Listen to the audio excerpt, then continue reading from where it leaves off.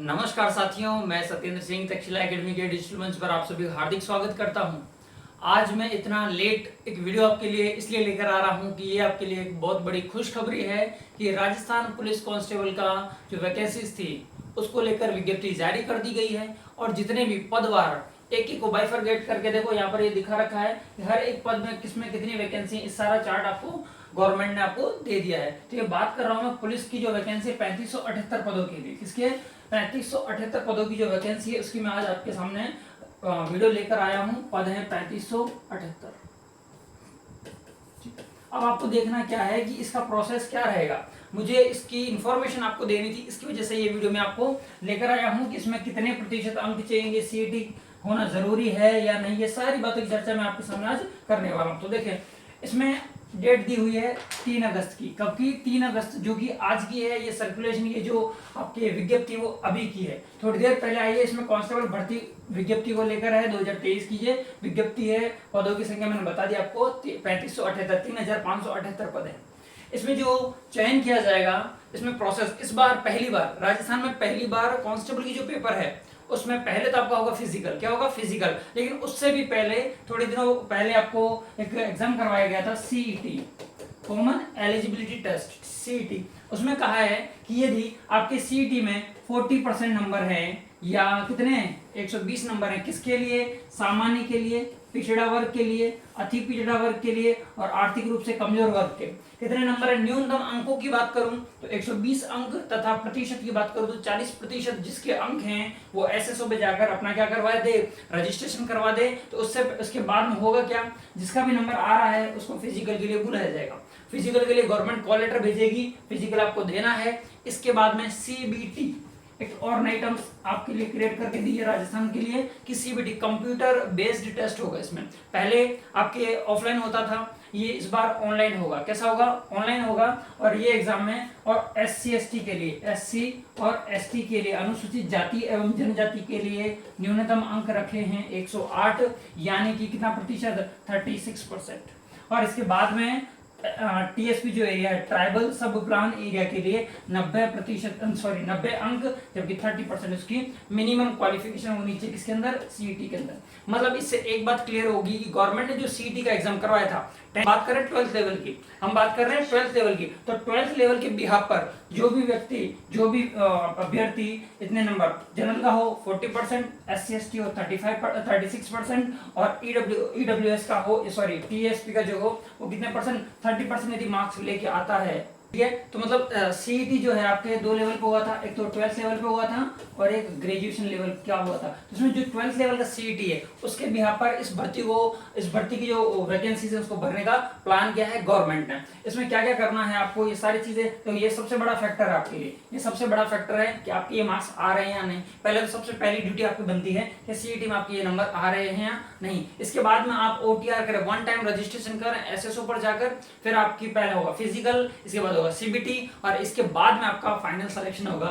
मतलब इस बार मैं ये कह दूं कि कांस्टेबल जैसे एग्जाम्स के लिए भी इतना लंबा प्रोसेस फॉलो कर रही है गवर्नमेंट। इसके लिए आपका एक टास्क और बढ़ जाता है कि हमने जितने भी सारे एग्जाम्स दिए हैं, यदि आपने कंप्यूटर बेस्ड टेस्ट नहीं दिए, सीबीटी नहीं दिए हैं, क्या नहीं दिए? सीबीटी नहीं दिए हैं, तो ध्यान रखना एक बार आप इसका ट्रायल जरूर लें एग्जाम देने से पहले। लेकिन सबसे पहला क्या काम है? फिजिकल का। सबसे पहला क्या काम है? फिजिकल का। इसमें फीस बता रखी है, पंजीयन जो शुल्क है वो भी आपको बता रखा है, एसएसओ पर कितने कितने का पंजीयन शुल्क है वो ये बता रही है, 600 और 400। ये सारी डिटेल्स आप इस पीडीएफ को मैं टेलीग्राम चैनल पर डाल दूंगा ताकि आप सारी डिटेल्स देख सको। और इसके बाद में बात करूं, इस देखो किसको कितना प्रतिशत आरक्षण है, ये सारी चीजें इस विज्ञप्ति के अंदर दे रखी है, ठीक है। और देखो इसमें एक और चीज बताई गई है, यदि किसी के पास में एनसीसी का सर्टिफिकेट है, किसका सर्टिफिकेट है? एनसीसी का सर्टिफिकेट है, तो वो व्यक्ति, उसको कितने अंक मिलेंगे? क्या आपको मैं कह दूं कि इसमें जो एग्जाम है हमारी शारीरिक दक्षता, फिजिकल होगा, वो किस तरह का होगा? सबसे ज्यादा इंपॉर्टेंट तो ये है कि यहाँ पर फिजिकल कैसा होगा।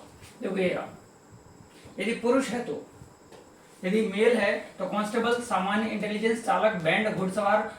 आगे हम बात करते हैं, देखो शारीरिक मापदंड की। किसकी बात कर रहे हैं? शारीरिक मापदंड की। मतलब आपका फिजिकल कैसा होना चाहिए।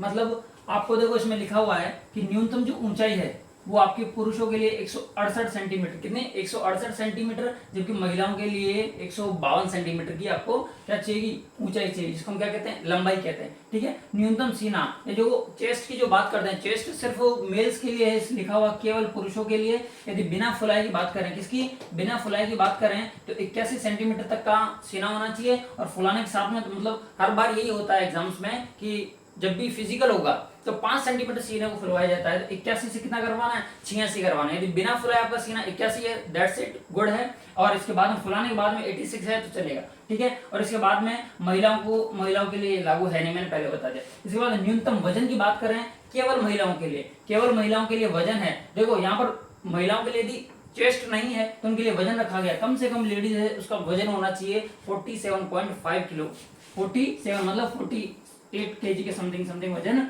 होना चाहिए लेडीज का।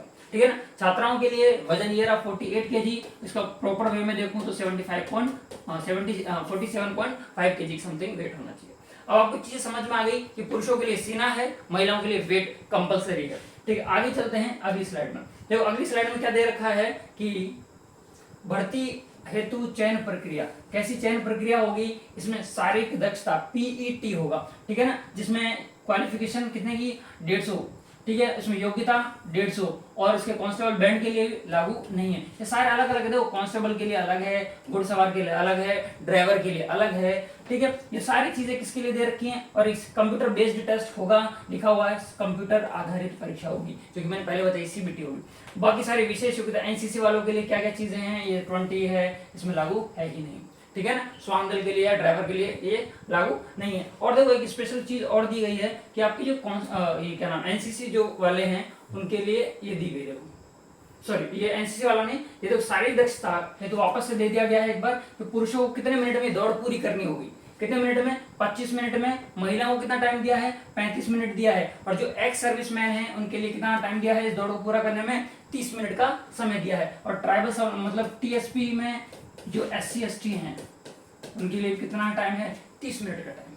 ठीक है, ये आपके समस्त देखो लिखा हुआ है, समस्त अभ्यर्थियों को शारीरिक दक्षता में उत्तीर्ण होने हेतु कितने किलोमीटर की दौड़, 5 किलोमीटर की दौड़, यदि नॉर्मल जर्नल से है तो 25 मिनट पुरुष को, महिलाओं को 35 मिनट, एक्स सर्विसमैन को 30 मिनट, और टीएसपी में SC ST होगा तो कितने मिनट मिलेंगे उसको 30 मिनट मिलेंगे। यदि फिजिकल आपसे क्लियर नहीं होता है तो आपके एग्जाम का कोई महत्व नहीं रह जाता है। ठीक है, और आगे हम बात करें इन सारी चीजों की, तो देखो ये दिया आपका सिलेबस, सबसे ज्यादा जो कमेंट्स आते हैं वो सिलेबस को लेकर आते हैं कि सर सिलेबस क्या है। तो सिलेबस में आप देखो विवेचना एवं तार्किक योग्यता, मतलब मैं इसको कह दूं रीजनिंग, एक तो क्या है रीजनिंग है, और कंप्यूटर का सामान्य ज्ञान मतलब कंप्यूटर भी है। तो एक तो आपका सिस्टम आ गया कंप्यूटर का, और एक आ गई reasoning. Second part B part में क्या है सामान्य ज्ञान, मतलब राजस्थान के बारे में पूरा, सामान्य विज्ञान, सामाजिक विज्ञान, समसामयिकी विषयों पर तथा महिला एवं बच्चों के अधिकारों और उनके लिए राजस्थान सरकार द्वारा प्रचालित की गई सरकारी योजनाएं और संबंध में जानकारी, मतलब पूरा राजस्थान कह दिया। इस एक लाइन में क्या कह दिया, पूरे राजस्थान के बारे में बता दिया है। राजस्थान का जीके ऐसे कह सकता हूं मैं, और राजस्थान के इतिहास देखो ये आ गया, हिस्ट्री, कल्चर, ज्योग्राफी, पॉलिटी और इकोनॉमिक्स, ये भी आगे साइड। ठीक है, अब यहाँ पर जो बीच वाला जो पोर्शन है आपका, ये बीच वाला जो पोर्शन है इसमें क्या है कि आपको एक महिला एवं बाल अपराध जो विषय था उसको भी पहले भी जोड़ा गया था, इस बार भी रखा गया। मार्क्स कितने कितने मिलेंगे, कितने कितने प्रश्न आएंगे, इसके 60 क्वेश्चन आएंगे 60 नंबर के, मतलब प्रत्येक प्रश्न 1 नंबर का रहेगा। 45 प्रश्न होंगे 45 नंबर के, ये भी 45 नंबर होंगे, 45 प्रश्न होंगे 45 नंबर के, मतलब आपको प्रश्न कितने होंगे 150 प्रश्न होंगे, और अंक भी कितने होंगे 150, मतलब प्रत्येक प्रश्न 1 अंक का होगा। ठीक है, तो यहाँ पर समझ में आ गया सीबीटी होगी सबसे बड़ा टास्क, जिसने कभी भी पहली बार भी एक बार भी एग्जाम नहीं दिया सीबीटी पर, तो उसके लिए थोड़ा सा चैलेंजिंग रहेगा ये। इससे पहले मैं कहता हूँ कि मॉक टेस्ट जितने भी हो सकते हैं आप मॉक टेस्ट देने का प्रयास किया करें। ठीक है, आगे चलते हैं और बात करते हैं। देखो यदि कोई एनसीसी का बच्चा है, एनसीसी का किसी के पास सर्टिफिकेट है, किसी को गर्ल्स हो या बॉयज हो, दोनों में से क्या क्या छूट दी जाएगी। यदि आपके पास में सी सर्टिफिकेट है तो आपको 10 नंबर एक्स्ट्रा दिए जाएंगे, यदि आपके पास में बी सर्टिफिकेट है तो आपको 8 नंबर एक्स्ट्रा दिए जाएंगे, यदि आपको ए सर्टिफिकेट है तो आपको 6 नंबर एक्स्ट्रा दिए जाएंगे। ये स्पेशल होता है किसके लिए, सिर्फ और सिर्फ एनसीसी देखो लिखा हुआ है, नेशनल कैडेट कोर के, ठीक है ना, नेशनल क्रेडिट कोर के लिए। तो ये सारी चीजें, और देखो होमगार्ड के लिए भी बता रखा है कि यदि किसी ने 3 वर्ष तक की सेवा दे दी है तो उसको 10 अंक मिलेंगे, यदि 2 वर्ष तक की सेवा दी है तो उसको 8 अंक मिलेंगे, और 1 वर्ष तक की सेवा दी, मतलब ये एक्सपीरियंस हो गया, जस्ट क्या एक्सपीरियंस हो गया कि मतलब कोई अनुभवी है तो उसको कितना कितना छूट मिलेगी, कितने कितने अंकों को एक्स्ट्रा अंकों दिए जाएंगे। ठीक है, आगे बढ़ते हैं। देखो कैसे फॉर्म भरना, उसकी सारी सूची दे रखी है कि आवेदक को क्या क्या प्रमाण पत्र चाहिए, सारी चीजें हैं। चयन सूची कब अपलोड की जाएगी बाद में, स्वास्थ्य परीक्षण कैसे होगा, कौन कौन से प्रमाण पत्र आपको, चरित्र प्रमाण पत्र आपको देने होंगे, ये सारी चीजें इस पूरी पीडीएफ में दे रखी है। और भी जब आप इसको आगे देखोगे तो देखो इसमें आगे एक एक जिले में कितने जनरल के, कितने एससी के, कितने एसटी के, कितने पिछड़ा वर्ग के, अति पिछड़ा वर्ग के, और ईडब्ल्यूएस कितने कितने पद हैं, महिलाओं के, पुरुषों के, विधवाओं के, विडोज जो होती है उन सब के लिए तो ये दे रखे, विधवा, परित्यक्ता, सामान्य, पुरुष, फिर टोटल दे रखे। इस तरह से इस पूरी पीडीएफ में ये सारे पदों का क्या दे रखा है, विस्तृत रूप से वर्णन दे रखा है। ये विज्ञप्ति पूरा विस्तृत रूप से राजस्थान सरकार के द्वारा जारी कर दी गई है। तो जितने भी लोगों के सीईटी में जो मैंने बताया उस क्राइटेरिया के अंदर नंबर आ रहे हैं तो वो आज से ही अपने फिजिकल की तैयारियां शुरू कर दे, ठीक है ना। ये रहे नंबर आपके, चाहो तो आप इसका स्क्रीनशॉट ले लो या आपके सीईटी के जो मार्क्स हैं उसको देख लो और इनसे मैच कर लो। हाँ भाई, इनसे आगे पीछे ऊपर नीचे थोड़ा सा भी है अपना, ऊपर होगा तो चलेगा, नीचे होगा तो नहीं चलेगा, ऊपर होगा तो चलेगा लेकिन नीचे होगा तो नहीं चलेगा। तो इस वीडियो में मैंने यही इन्फॉर्मेशन देने के लिए आपके सामने ये वीडियो लेकर आया था। वीडियो कैसा लगा है कमेंट के माध्यम में जरूर बताएं, और कितने लोग ऐसे हैं जो कि इसकी तैयारी करने वाले हैं या इसके लिए ऑफलाइन भी बैचेस हमारे चलते हैं। यदि ऑफलाइन बैचेस में आके आप तैयारी करना चाहते हैं तो हमारे साथ में जुड़ सकते हैं मिनिमम से मिनिमम फीस के साथ में। इसी के साथ मैं आज विदा लूंगा आपसे। जय हिंद।